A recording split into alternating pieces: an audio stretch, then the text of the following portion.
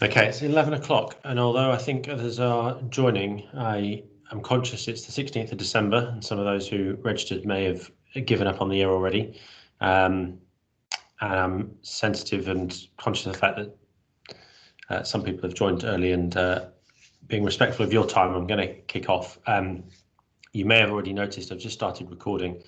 We have in the past had people who've registered and not been able to attend and asked for recordings afterwards. So I'll be doing that. If there is something that you were hoping to discuss that now you feel you don't want to discuss because it's been recorded, we can always have a conversation separately. So feel free to contact one of us at Blackmore 4 if that was the case.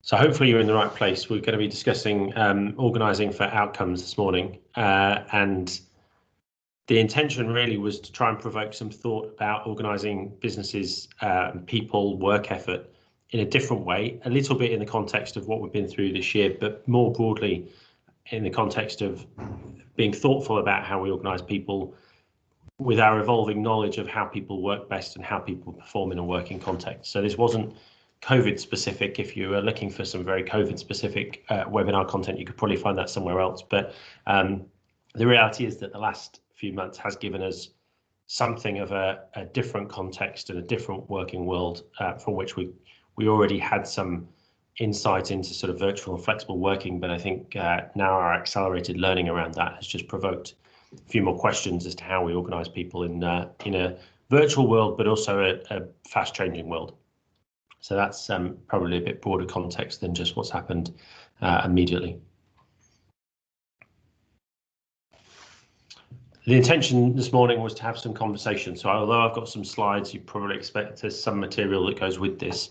I'm very happy to have a conversation, and if the direction of the conversation takes us off into something more specific that you were hoping to talk about, then that's fine by me, and I can ditch some of the content I was planning on covering.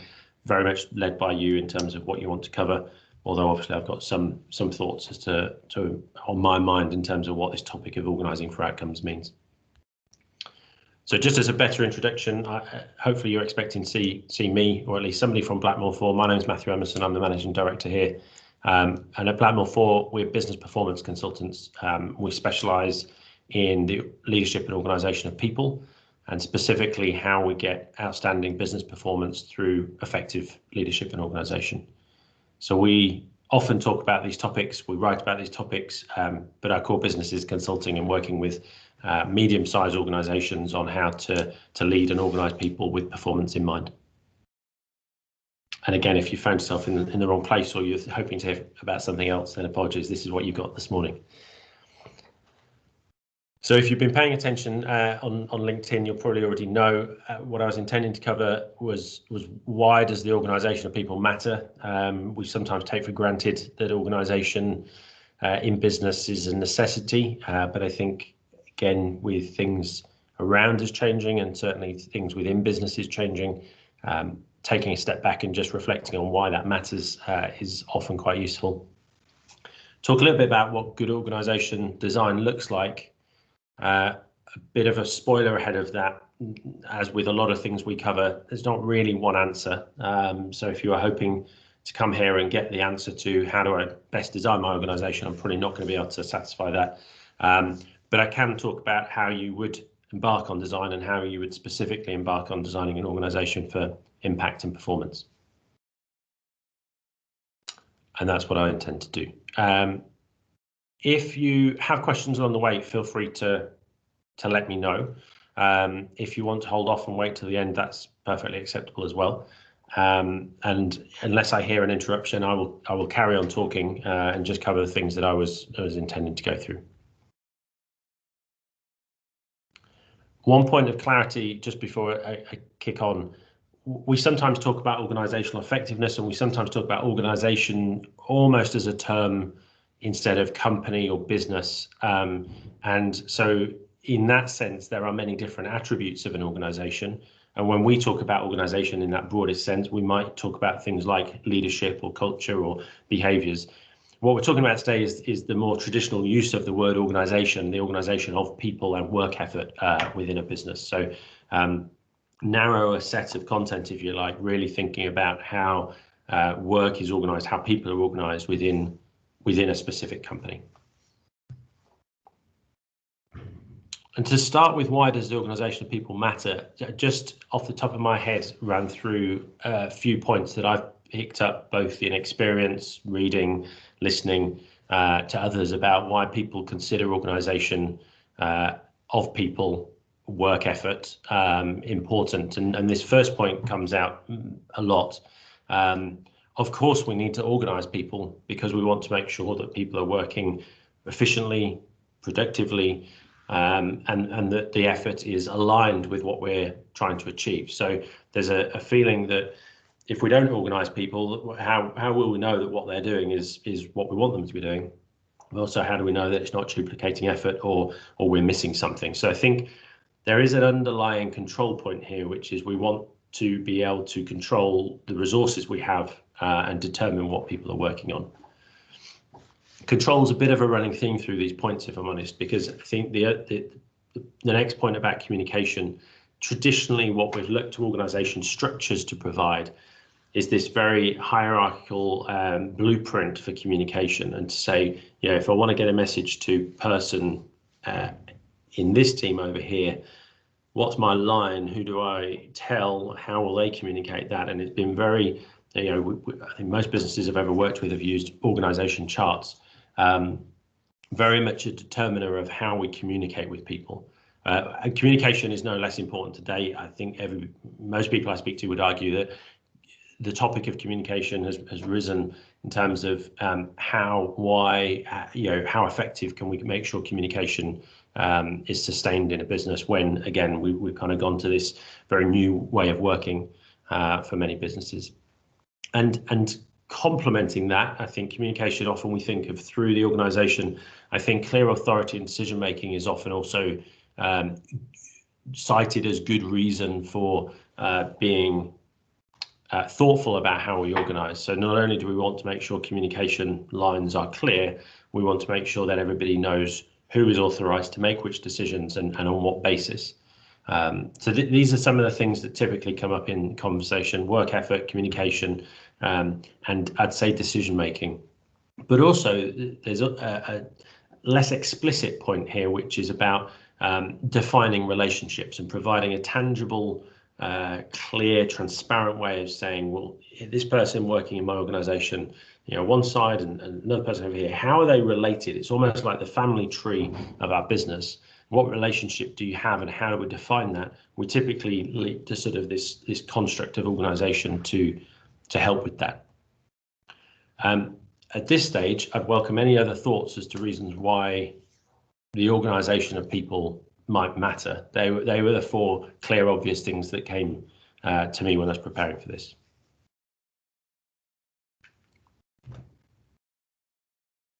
Any other suggestions? Are they fairly thorough? Matt, at this stage, if you can at least let me know that somebody's alive, because I can't see necessarily anybody else on the end of this. Everything you said so far makes sense. Okay.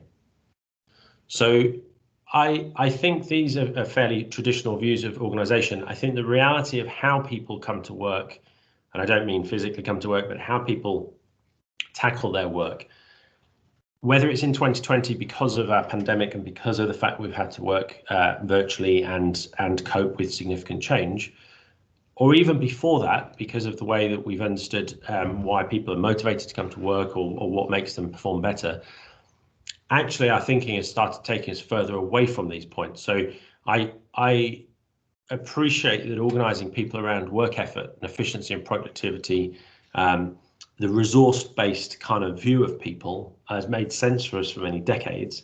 But actually, I'd argue that the outcome and the output of people is what we're really interested in. If we think about organising for outcomes and performance, then organising around clarity of effort and efficiency is sort of a secondary priority. Actually, what we're really looking for is to make sure that people understand how they can work together to achieve the outcomes that we want as a business.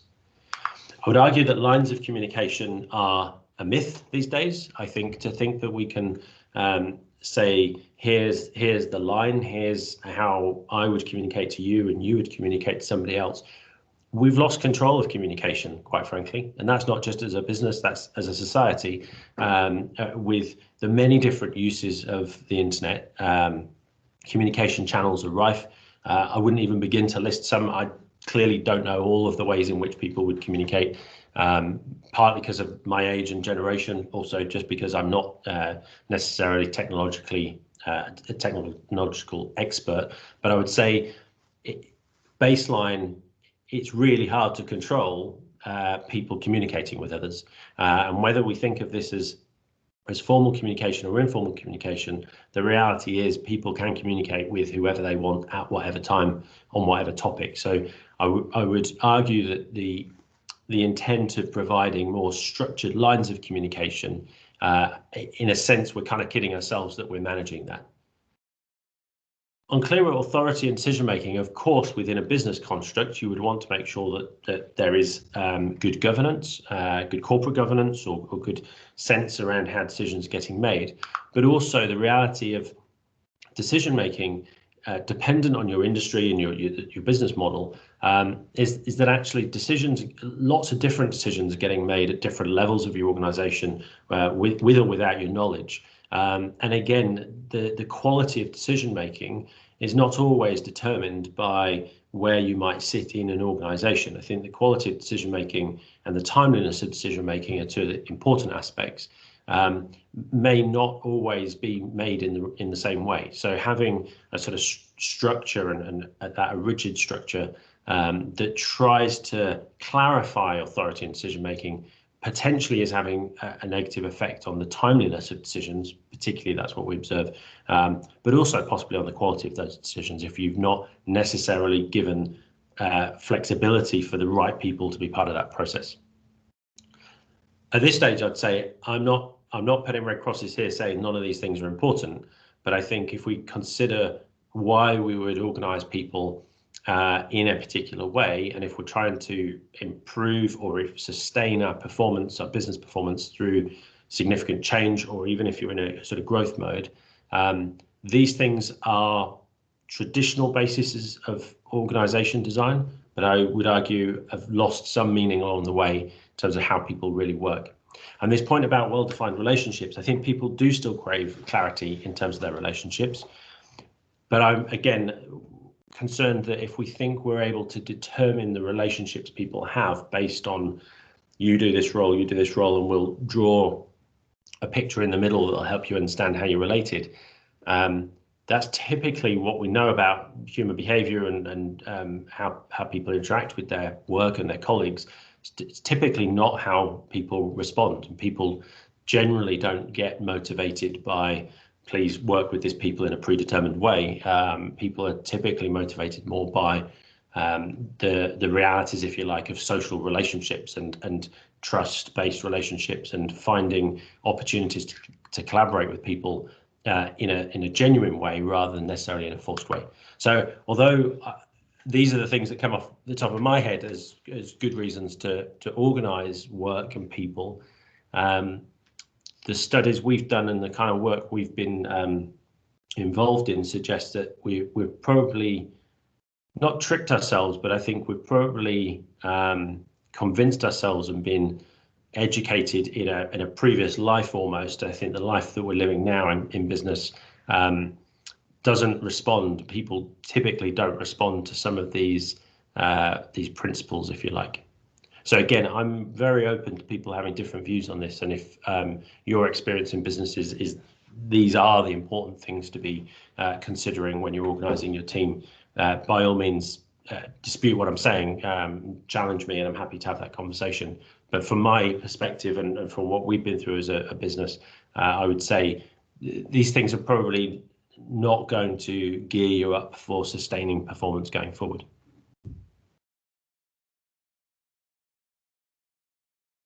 Happy to take any comments as we go. So when we think about organising for outcomes, I think these are, apologies, I've just noticed it's kind of smaller text as well, but these are some questions that we think you should be asking yourselves. Does your organisation operate effectively? Fundamentally, not is your business functioning, but does your organisation, the way in which people and work are organised, does that operate effectively? Do you feel good? Just a very general sort of litmus test. Do you feel positive about the way in which people are working together within your organization? Are outcomes facilitated by the structure? I've worked in many organizations where outcomes or expected or intended outcomes are clear. The structure is super clear, but actually most people would have commented that the structure is getting in the way of achieving outcomes rather than actually facilitating those outcomes. Now, of course, in bigger organizations, having some way of defining who's where and who reports to who is important. But I think as maybe smaller, medium-sized organizations, we're still talking about hundreds, possibly rather than thousands of people. And if at that stage structure's kind of getting in the way of you being able to perform as intended, then you kind of got the start of what is likely to be an ongoing problem. Do people feel engaged in their work? As a broad statement, broad question. Specifically, can people see their work effort translated into your overall business outcomes? And again, in growing organizations, you often end up with people either specializing or with maybe a narrower focus in terms of their work tasks, losing sight of why that's important, losing sight of, I'm doing this thing, I've been doing it for years, I get told it's really important, I'll keep doing it, but can I actually see where it fits in? And I don't mean that in a visual organization chart way, but in a meaningful, do I feel relevant and do I feel like I'm contributing way? That's also important for both personal performance levels and then, as I say, contribution overall. And fundamentally, we typically work with businesses who are going through some form of growth or significant change. And with that, what we often see is that the way in which people are organized has not changed, aligned with changing business priorities. So if your business is going through some fundamental shift, or even if you're going through maybe a natural evolutionary sort of reprioritization, if your structure is static, the chances are at some point through that cycle, it's going to be misaligned with what you're trying to achieve. And again, if you focus on organizing for effort and input and static or stable, let's say, lines of communication, authoritative decision making, then that might be okay. But I would argue that to get the best out of people at an individual and team level, to create an environment where teams can perform well and continue to perform well, there needs to be more flexibility built into how work effort is organized. And I was going to share this because I saw it, shamelessly ripped it off LinkedIn, I think it was. Saw this, I think it was last week. This is a Jeff Bezos. I think he's quoted as saying team size, or the size of a team shouldn't be bigger than the ability to share two pizzas. I'm still struggling to think about how I'd share a pizza with anybody, let alone have a team sharing two pizzas. But I think the diagram sets out what constantly goes on in my mind, which is if you're hoping for lines of communication or lines of relationships to be structured for bigger growing organizations, then the complexity that comes with that can't really be addressed through a static or a traditional organization model.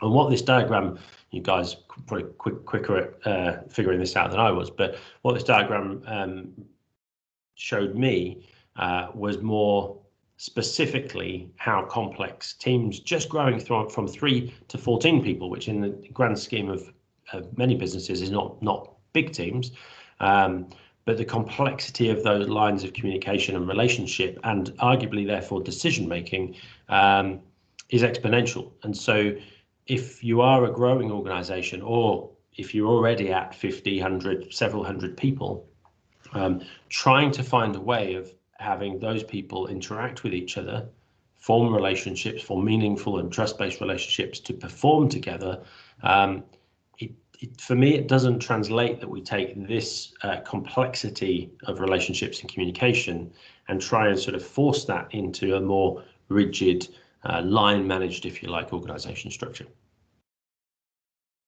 And so I come back to, why does the organisation of people matter? Actually, I think there are slightly different reasons why organisation of people matter. Firstly, as hopefully the headline of this webinar was intended to provoke, we think we're much better off organising people around outcomes and orienting people towards the intended outcomes rather than effort in. And that's perhaps easier said than done sometimes, but we'll come on in a second to where we begin with that.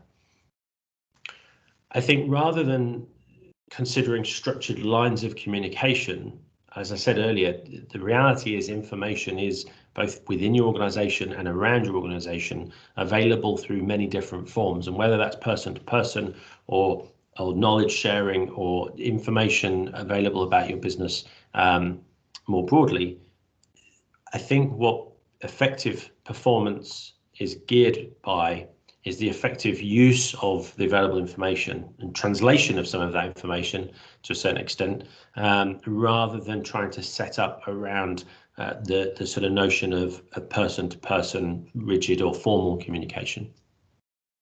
So I would argue that absolutely organisation of people matters if we're focused on outcomes and performance, matters if we're going to allow people to make best use of the information available, rather than, again, you will have all experienced perhaps businesses where we believe in communication and therefore we communicate a lot of things, or we give access to a lot of information. That doesn't necessarily help people if they are sort of lost in the forest, if you like, and can't see or pick out for themselves what's going to be most pertinent to either their role or the contribution they're making to the business. I touched on sort of authority before, and again, in certain circumstances and maybe for certain decisions, it's really important for businesses to have clear lines of authority, who can make decisions about what. But what we found is that a lot of those decisions that really have to be made by the CEO, the MD, the board, or the executive team, whatever you call it in your business, are the big strategic direction decisions and/or decisions that have a very significant impact on the use of your resources or relationships with your clients. Those big, unwieldy, complex decisions aren't everyday decisions, or hopefully they're not everyday decisions. They might make up a small percentage of the things that need to come to a small group of people at the sort of the top of your business hierarchy. But a lot of decisions have to get made operationally in a very timely manner. Timely, not necessarily being quick, although I think the pace of decision making has increased over the years. But when I say timely, I mean at the right time to have an impact. So at a point, the decision making being taken at a point that's closest to impact, with the information available to get that right. So I think, again, if we're considering organizational hierarchy, trying to base the way you organize your people on how do they get information back to a small group of people to make decisions is not the way typically businesses are going to perform in an outstanding way, or even in a sort of sustainable way, which is concentrating, I guess, decision risk on a few people. And fourthly, I think we sort of did stray onto this a little bit in terms of the nature or definition of relationships. People do need not necessarily to be told, but a sense of where do I fit, where do I belong, how do I understand my identity in a social sense, and work is a significant part of that. And within work, belonging to a team or understanding where I fit into this organisation is intrinsically important for people, and is a kind of hygiene factor of motivation, in the sense of if we don't feel we belong, or we feel kind of we're out group rather than in group, or we can't make sense of this thing that we belong to, then that's kind of a barrier for us to contribute our best, and a barrier, again, at a personal level for performance. But ultimately, the chances are, if one person in your organisation is feeling a lack of sense of belonging, possibly others are too. So I think when you think about your business performance and the dependency you have on all of the people, being clear on their identity in that construct and how they feel about whether or not they belong is, I would say, worth considering how your teams are organised.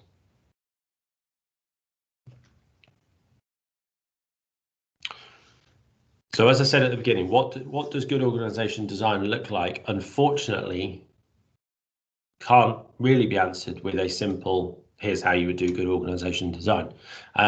If you've paid any attention to the things that we've written about before, or if you've ever heard any of the team here speak before, you'll appreciate that we philosophically think of businesses as being very unique. And a large part of that is because people are unique, individuals are unique, and when you bring those people together, stick on top the nature of the business and the ambition of that business and the operating context of that business, we find it hard to look at business A and business B and say, well, the same solution will be okay. Typically, those solutions that are fad or trend solutions have a lifespan. There may be things that are good to do now. They may not last. They may certainly not be directly applicable to your own business context and performance of your people. So we don't believe there is one best practice way of designing an organization. There may also not be one best practice way of approaching organization design. But one of the things that we are clear on from our experience and research is that designing an organization, having it stand still and coming back to it maybe in 4 to 5 years' time as your business has grown and thinking again, doesn't necessarily mirror what happens in business performance terms. And so there has to be some form of continuous review. That doesn't necessarily mean you're continually changing the way that people and work are organized, although I think inherently there needs to be more flexibility in that. But it does need to be organized in a way that you can continually match that up to your objectives, your business realities, and adapt, not just at a personal level, but at an organizational level, to address your new priorities as and when they change. And those new priorities may evolve, and it may just be that your organization gets left behind a little bit, or it may be that you've been through some dramatic change imposed on you, or a deliberate change that requires significant reorganization. Reorganization and restructure, again, in big corporate terminology, send shockwaves of fear through the organization, because it typically sounds like cost cutting, typically sounds like we're restructuring to I don't know, take business out here or eliminate these people. When I use the word restructure or reorganize, I'm definitely thinking of new priorities, moving forward and continuing to deliver outstanding performance, and using the talent that we have, maybe just in a slightly different way, maybe in a radically different way, to make sure that we can do that. And so what we do say around two core principles of organization design, not here's how to organize, not here's how to design your organization, but start with what is most critical for your business and embed adaptability so that the way in which work is organized can change as your priorities change. So starting point, really, what's mission critical? What is your business doing? And what does your business need to be able to do? How might you organize people in order to achieve that? And how might you organize them in a way that you're able to then adapt and use the talent, skills, knowledge, insight that you have within your organization as and when priorities change, as I said, either in an evolutionary way or in a more radical revolutionary way, dependent on the nature of your business and depending on what's going on around you. So if I skip past what does good look like, it looks like many different things to many different people. How we would go about designing for impact and performance is, as I've said, starting with some goals. And if your business doesn't have any stated goals, this is where the idea of organizing for outcomes sort of falls down, because although, if you're a business leader, you may understand what you're trying to achieve, organizing people around outcomes is only ever going to be effective if you can be clear and articulate the the intended outcomes of your business. And by intended outcomes, I mean more than obviously financial outcomes, but if you're intending to focus on product innovation, then product innovation at what pace, at what scale is important to be clear on if then you intend to organise people around creating, innovating new products at a particular pace and scale. So just trying to create the bridge, if you like, between here's what we're trying to do, here's our performance anchor, here's how we're going to organise ourselves. And unfortunately, although participants on this webinar may have different experiences, many businesses don't organise around outcomes. They organise around the best way they think they should be organised and the way that their industry typically organises.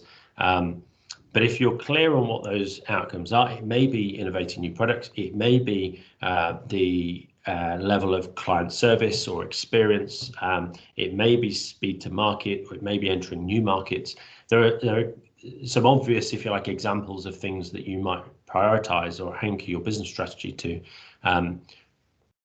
For us, it's important to take that step further and start thinking about how your team should be structured and how they should work together in an attempt to achieve those priorities, achieve those goals.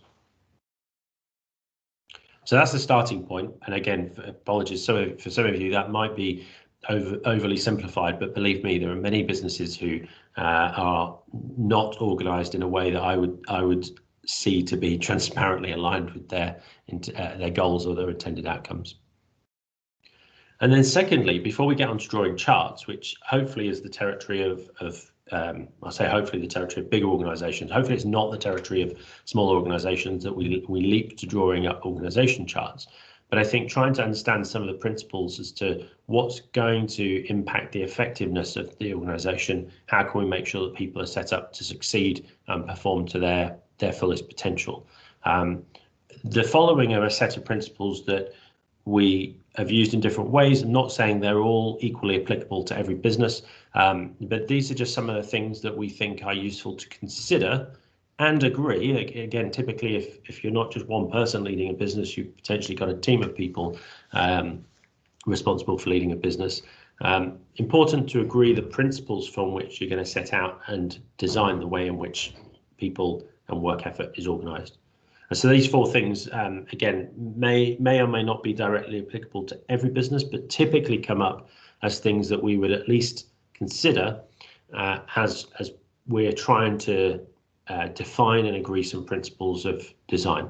So first being the expected magnitude and pace of strategic change. How fixed should we be and for what time horizon? In different industries, that will look very different. For different individual businesses, that may look different.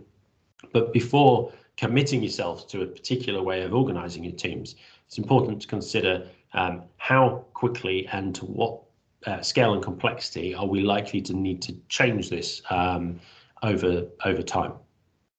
And as I've said before, infusing adaptability and flexibility into your design is important.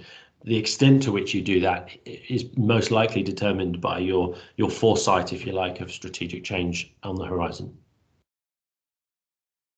The second point is about the expectations of leadership and the necessity of management. And if you've read any of our previous literature or you've joined a previous webinar, you'll appreciate we define leadership and management differently, although the terms are often used in sort of similar sense.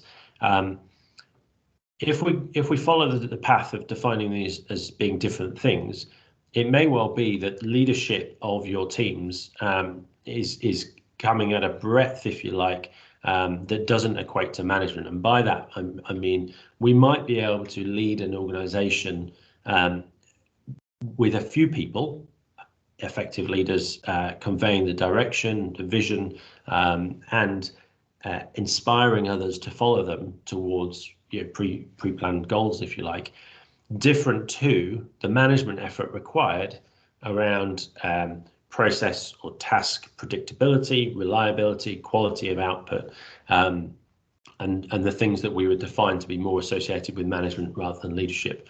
So the specific question here is how complex and different are work tasks for people and between people?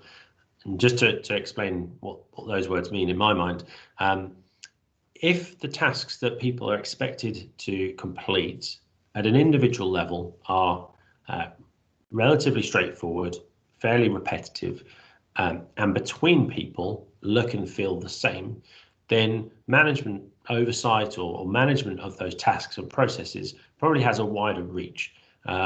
If the tasks that you're expecting people to complete are highly specialized, complex, and differ between individuals, then the management of those people and the work that they're performing is likely to be confined to, I'd say, a narrower reach. Where this leads us to is this sort of notion of spans of control or spans of management, and how many people or how much work effort can one manager or the management within your business be expected to oversee, provide control to a certain extent on and facilitate. And that really is dependent on that sort of complexity and difference level, if you like, between the tasks and processes being managed. I've deliberately not strayed into making this industry specific because I appreciate in different industries these questions will come with very different flavors and be interpreted in different ways. But again, if you've got any specifics you want us to get into, then we can talk about that. The third point here is about the expected pace of decision making, and then, as I said earlier, the availability of all of the things needed to make sure that high quality decisions are being made.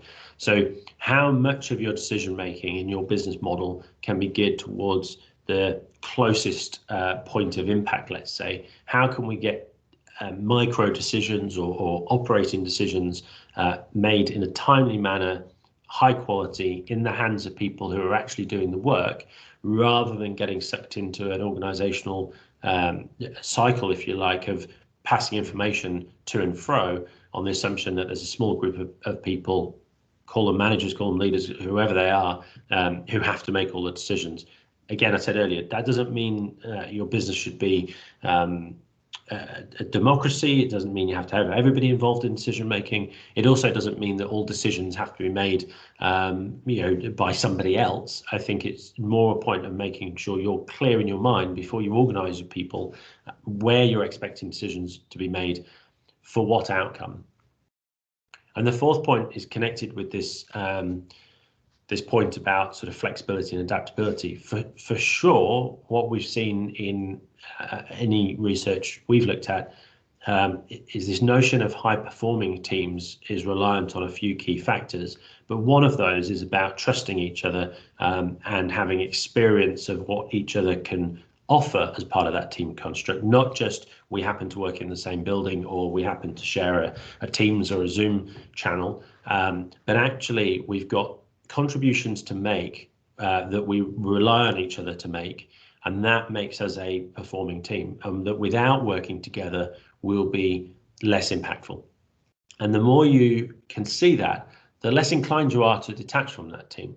But the realities are that by forming high performing teams, the performance, if you like, the outcomes that you're expecting of those teams are still geared towards a specific set of goals. And as those goals change, the construct of your teams may need to change with it. So without giving a one size fits all, I think there is a decision and a sort of principle here around what's the right balance for your business in keeping teams intact, nurturing their cohesion, moving them towards and sustaining high performance as a team, versus being able to flex your team structure and make sure that you've got the most appropriate talent collected together, working together to achieve potentially changing goals. I should have given a bit of warning. This was probably the content heavy part of the webinar, but there's no short answer to these questions. This is what we would set out as being key questions to consider and hopefully answer to some extent before getting into the detail of so who should be working with who on what in order for us to perform well as an organization. And so in summary, throughout all of that, what we're really saying is, yes, there's a view, and in some cases it may well still be a perfectly valid view, that we should organise around effort in clear lines of communication, clear decision authority and with an intent of really defining, fixing effectively relationships within an organization. I think that's quite a traditional view. In some cases, it may be perfectly valid. I think the reality of our working world today is that even in industries that perhaps have been successfully geared towards that traditional view, the reality of how human behavior manifests at work, what we know of human behavior and performance, and what we know of team performance, it's more likely that you're going to have effective organization of people if you focus on outcomes, if you think about use of information rather than lines of communication, and if the decision making considerations are about, yes, high quality, but also at what pace and at what speed the decisions need to be made with what information. And importantly, from a psychological point of view, how do people see themselves in this organization? How do they get their sense of belonging? How do they identify themselves and their colleagues, both in and out of work, by the way in which they're contributing to your business?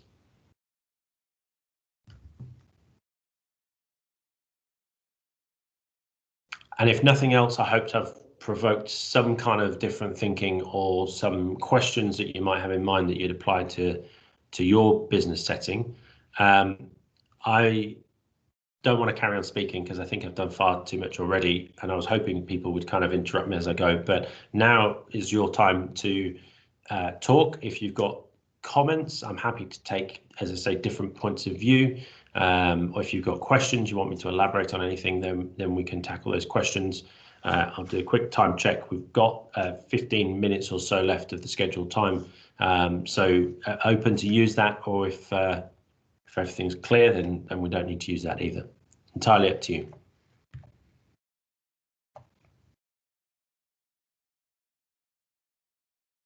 And Matt, I'll use you again as my sense check that there's still some activity on the call.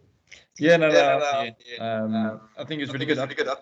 In terms of time frame and being able to remain agile and keep the business moving and performing and so forth, to set something up like an agile organizational structure, for example, how long does that take to implement this sort of change in terms of get it right and finding the right balance?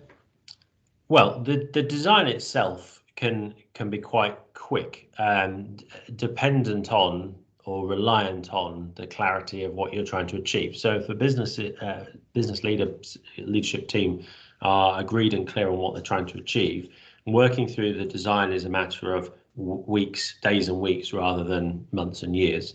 The time scale for change is really dependent on an analysis of where are you today and what are the gaps in terms of where you actually would ideally like to be and how people are organized. Obviously, if that's some tweaking of team structure or whether it be the sort of more vertical view of how have we got our chain of command set up, or how do we allow for that kind of interaction, or if it's the horizontal view of how a different either functional capability based or geographic based teams, how are they interacting with each other. If we're talking about tweaks, again, we're talking about a matter of days and weeks. If we're talking about wholesale, we've structured ourselves this way for 10 years and actually our business really is over here, then we're more likely talking a 3 to 6 month time frame. I think within all of this, you've got one element which is about the design and about how would we ideally organize our people and our work to deliberately achieve our goals, to sustain outstanding performance. And then the activity of changing to that, and obviously then the time zone question or the timeline question you're asking is really dependent on the detail of how far you've got to travel to get there. I think there's a sort of secondary piece to what you're asking, in a sense that the idea of designing the organization, as I said earlier, I think we've moved quite a long way from we'll redesign and change now and then potentially look back again in 3 to 5 year horizon and change then. I think part of what I'm suggesting is that as you reflect on the way that your teams or people are organised, there also needs to be consideration of that sort of continuous flexibility. But I think, again, the specifics of that, how you build that in, don't need to be over a long time horizon, but probably need to be, I use the word continuous, I don't know if that's the right word actually, but need to be fed in as an ongoing, let's say, reflection point, rather than something we might come back to in a few years. Cool, thank you.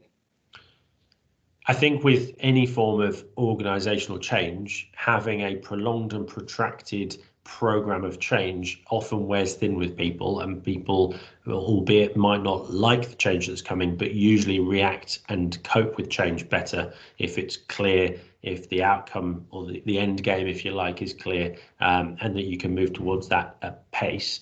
I would always advocate trying to get that clarity of where you're heading, even if it's maybe not even the end game, but a very deliberate point in time. This is what we're trying to achieve, and move towards it, maybe slightly uncomfortably, rather than trying to sort of pave a nice smooth path of change over months and years that, in my experience, typically you never really get to, and probably never really affect change.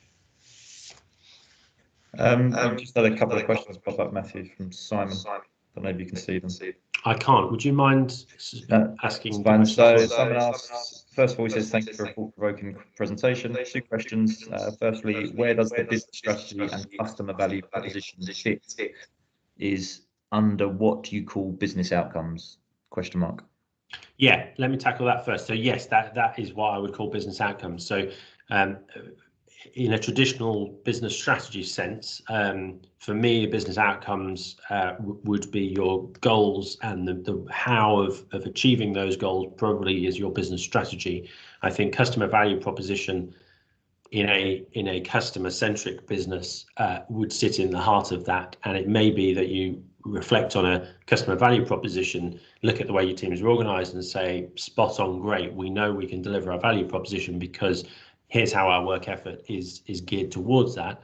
In businesses I've worked with, there might be a customer value proposition right smack in the middle of a business strategy, and there's no reflection of that in the way that people are organised, potentially organised around functional teams or sort of service, rather than a thought through kind of value proposition. But yes, if I've understood the question, when I refer to business outcomes, I'm very much thinking about the goals and the means of achieving those goals being a strategy. I would use that as the starting point for how to organise people.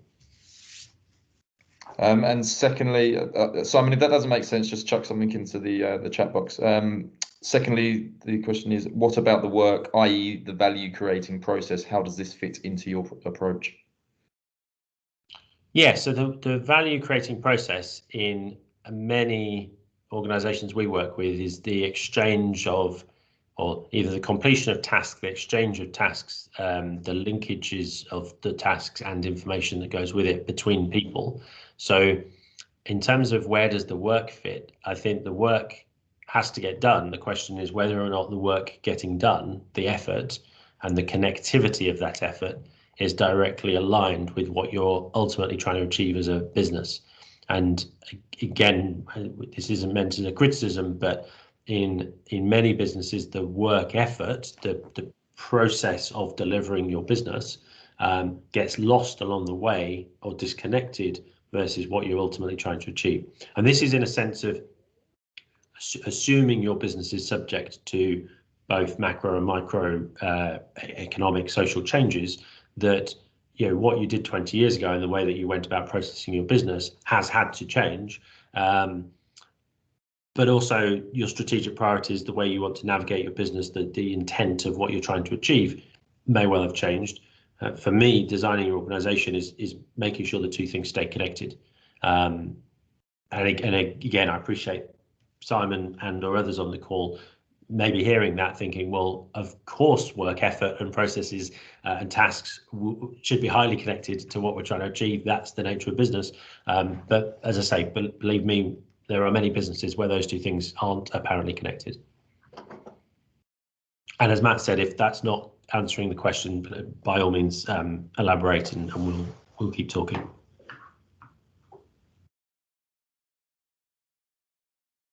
I appreciate the nature of webinars and the fact that we're not getting into specifics about either your business or your industry mean that some of the content around this becomes so how do I apply that in my specific circumstances? And as I said at the beginning, the intent here wasn't necessarily to get into sort of each business case and try and dissect or apply some of this thinking. If it provokes you to rethink and have some thought, maybe it's a good time of year. Hopefully take a bit of a rest in the next few weeks and then rethink going into the new year. Then by all means, if you want to continue the conversation in a more specific way, we can do that. I should have said up front, in the same way we do these webinars, we're very happy to talk to people in more detail about specific cases or continue the conversation. We're not appreciate many sort of professional services or consulting firms run a model of charge per hour or charge per consultation. We don't run like that. So if anybody does want to have just a conversation, an extended conversation about these topics, we're always more than happy to do that. I am conscious of the fact that there's only so much specific detail I can get into, if you like, that's going to be relevant and applicable to your business.